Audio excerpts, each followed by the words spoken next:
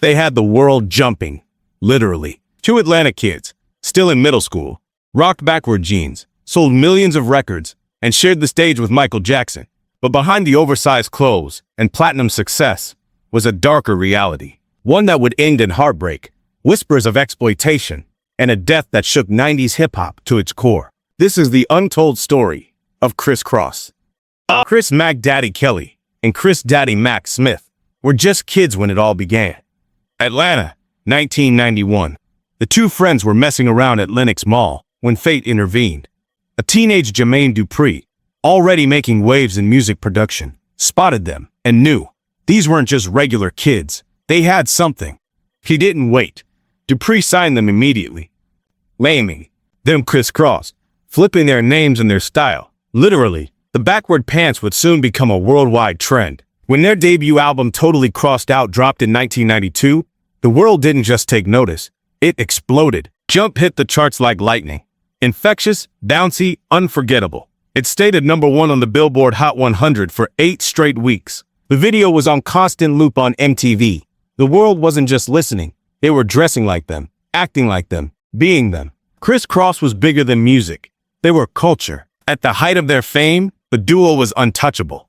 Michael Jackson invited them to open for his Dangerous World Tour. Imagine that, two 13-year-olds performing for packed stadiums across Europe alongside the king of pop. Their faces were everywhere, on Sprite commercials, in living color, A Different World, even their own video game. Kris Kross, Make My Video. They weren't just stars, they were symbols, proof that kids could run the industry. But no one stays a kid forever. In 1993, they dropped their second album, Da Bomb. Gone was the bubblegum feel. In its place, harder beats, edgier lyrics.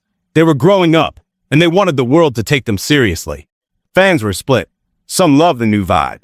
Others missed the old Kris Kross. Still, the album went platinum, with hits like I'm Real and All Right proving they weren't one-hit wonders. By 1996, the duo released their third and final album, Young, Rich, and Dangerous. The backward clothes were gone. The lyrics got deeper. They were no longer novelty acts. They were trying to evolve, but the industry didn't make it easy. Their voices had changed. The spotlight had shifted, and hip-hop was moving fast. Gangsta rap was dominating. New stars were rising. And Kris Kross? They were becoming yesterday's news. Tour venues got smaller. Record sales dipped. Fans who once screamed their names had moved on. And though they kept pushing, recording, performing, trying to stay afloat, the magic was fading. Behind the scenes, things were even harder. The weight of past fame, the pressure to reinvent, the creative differences, the personal demons. They weren't just artists trying to evolve. They were two young men trying to survive. Then, in 2013, something changed. Jermaine Dupri announced the 20th anniversary of So Def with a massive reunion concert. Kris Kross would perform for the first time in years. Fans were thrilled. Nostalgia hit hard. When Kris Kelly hit the stage wearing his pants backward, the crowd erupted. It wasn't a gimmick. It was a tribute, a memory, a connection to everything they once were. But just months after that show, the unthinkable happened. Kris Kelly was found unresponsive in his Atlanta home. His mother told authorities he'd been battling drug addiction for years. That night, he had taken a fatal mix of heroin and cocaine. At just 34 years old, one of hip-hop's youngest stars was gone. The world saddened over his death. Kris Smith, his lifelong friend, and the other half of Kris Kross, released a heartbreaking statement. He was my best friend, like a brother. We achieved our dreams together. I'll cherish that forever. Jermaine Dupri called Kelly the son I never had. His death shook everyone who had grown up with his music. But the tragedy didn't stop with Kelly. His death highlighted a brutal pattern in the music industry. Young artists pushed too fast, too hard, with too little support. Juice WRLD, Lexi Alijai, DMX. So many artists taken by addiction, crushed under the weight of fame. Juice WRLD had openly spoken about anxiety, depression, and starting drugs in high school. He died at just 21 from an overdose. DMX, a hip-hop legend, battled demons for decades. In 2021, he passed away after a heart attack linked to drug use. Kris Kelly's name was now tragically added to the list. Another star lost too soon. And then came the whispers. In 2014, Kelly's mother hinted that her son had been pressured into troubling situations by adults in the industry. The public didn't know the full truth, but it was clear he had been battling more than just addiction. Around the same time, disturbing rumors surfaced of a past entanglement between Kelly and actress Jada Pinkett Smith. She was 21. He was allegedly 14. Already under fire for her past with Usher, the rumors only added fuel to the fire. If true, it was just another disturbing example of how young stars are left vulnerable in an industry built on image and power.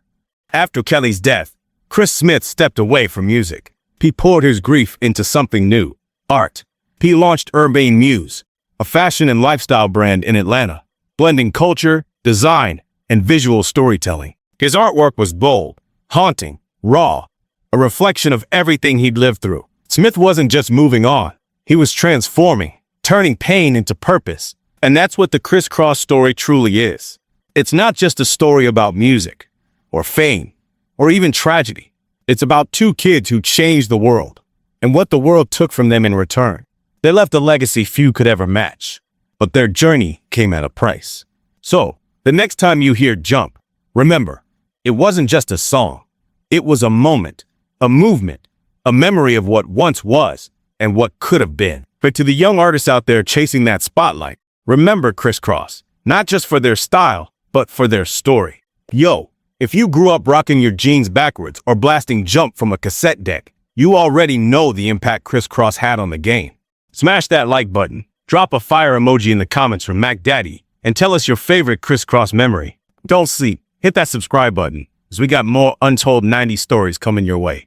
Until next time, stay fly, stay fresh, and always keep it old school. Peace. Thanks for watching.